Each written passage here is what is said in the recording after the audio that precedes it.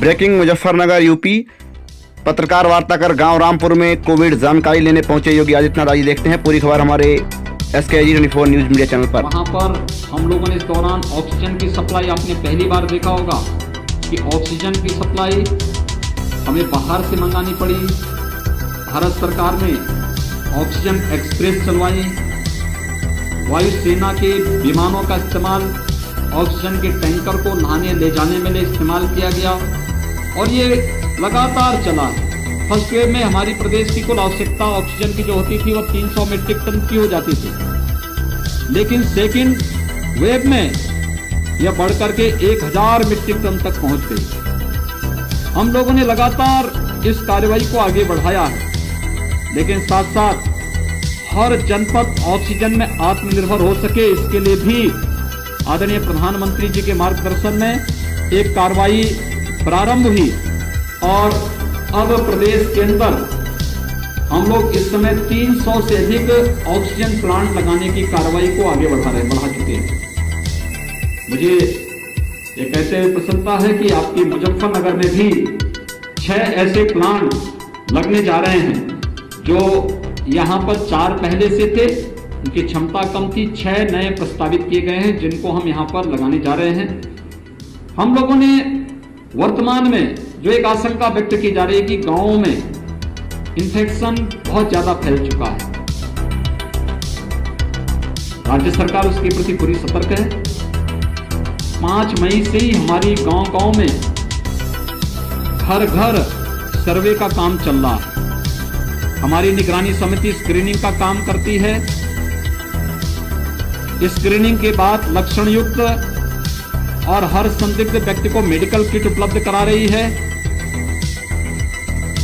उन लोगों को होम आइसोलेशन में रहना है, क्वारंटीन सेंटर में रहना है या हॉस्पिटल में पहुंचाना है, इसको तय करती है और सूची इंटीग्रेटेड कोविड कंट्रोल सेंटर में उपलब्ध कराती है।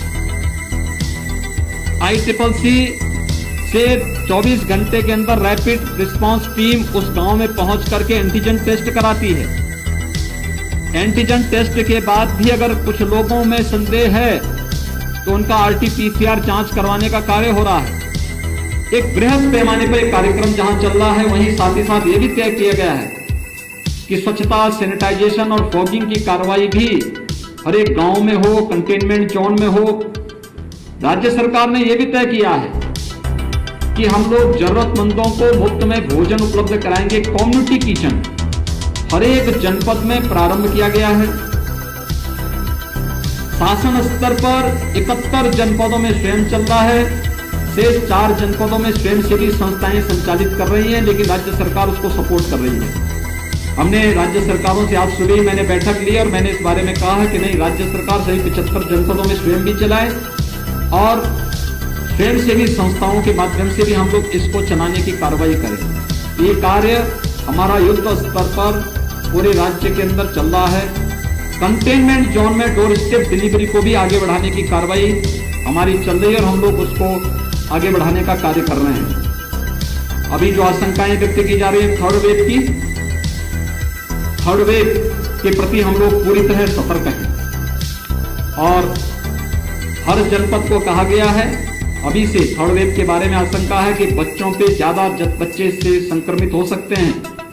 यद्यपि पहले ही उसमें कहा, पहली फर्स्ट वेव में ही ये बात कही गई थी कि हाई रिस्क कैटेगरी के लोग बाहर न निकलें, खासतौर पर जिसमें 60 साल से ऊपर के लोग, 10 साल से छोटी उम्र के बच्चे, गर्भवती महिलाएं, कम इम्यूनिटी के लोग, कमजोर इम्यूनिटी के लोग और एक से अधिक बीमारी से ग्रसित कोई भी व्यक्ति ये घर के बाहर न निकले, घर में भी मास्क धारण करें। किसी भी व्यक्ति को बाहर निकलना है, जो शेष अन्य लोग हैं, आवश्यक कार्य से बाहर निकलना हो तो मास्क जरूर पहने और 2 गज की दूरी का जरूर पालन करें। थर्ड वेव के बारे में जो बच्चों के बारे में आशंका व्यक्त की जा रही है, राज्य सरकार ने अभी से अपनी तैयारी कर ली है और जनपद में टीकों के निर्माण की, पीडियाट्रिक ICU के निर्माण की कार्रवाई, मैन पावर की ट्रेनिंग की कार्रवाई, पीडियाट्रिशियन, गायनेकोलॉजिस्ट, इन सब की ट्रेनिंग की कार्रवाई राज्य के अंदर हम लोगों ने प्रारंभ की है। ब्लैक फंगस की भी एक पोस्ट कोविड पेशेंट में ब्लैक फंगस की एक नई चैलेंज हमारे सामने आई है। कुछ मामले प्रदेश के अंदर आए हैं, उनके उपचार की व्यवस्था की जा रही है। एक एडवाइजरी पूरे प्रदेश के अंदर जारी की गई है कि ब्लैक फंगस के अलावा पोस्ट कोविड कोई भी ऐसी समस्या देखने को मिलती किसी पेशेंट में तो उनके लिए एक अलग वार्ड बना करके उनके मुफ्त में उपचार की व्यवस्था प्रत्येक जनपद में प्रारंभ की जाए, जिससे हर एक व्यक्ति की जान हमारे लिए महत्वपूर्ण है, उसको बचाया जा सके और हर एक व्यक्ति को के जीवन को बचा करके हम लोग उसकी ऊर्जा का उपयोग समाज के लिए और राष्ट्र के लिए कर सकें। आप सबसे मेरी अपील है, राज्य सरकार ने अपने स्तर पर जो कार्रवाई की है, केंद्र सरकार जो कार्रवाई कर रही है, खासतौर पर केंद्र सरकार ने हर एक गरीब को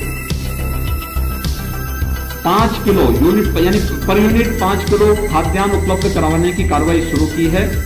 प्रदेश के अंदर 20 मई से खाद्यान्न वितरण होगा। राज्य सरकार ने जून, जुलाई, अगस्त 3 महीने के लिए हर पात्र गृहस्थी और अंत्योदय कार्ड धारक के साथ साथ हर जरूरतमंद को खाद्यान्न उपलब्ध करवाने, निःशुल्क खाद्यान्न उपलब्ध कराने की कार्रवाई को अपनी मंजूरी दी है।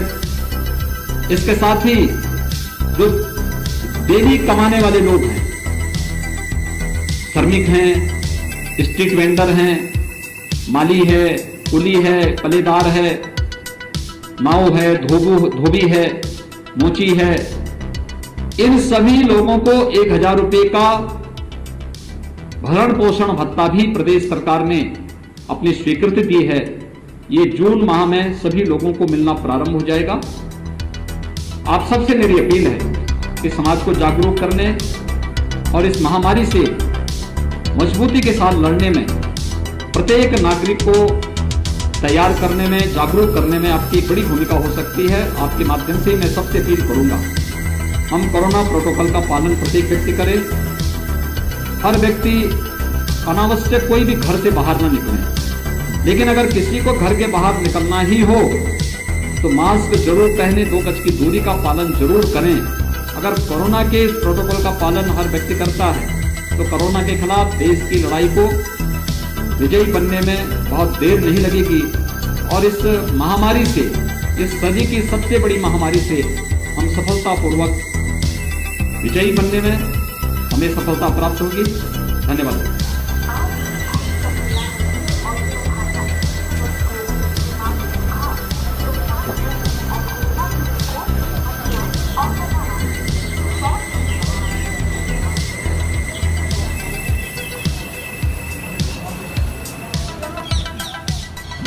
कितने लोग हैं आपकी टीम में?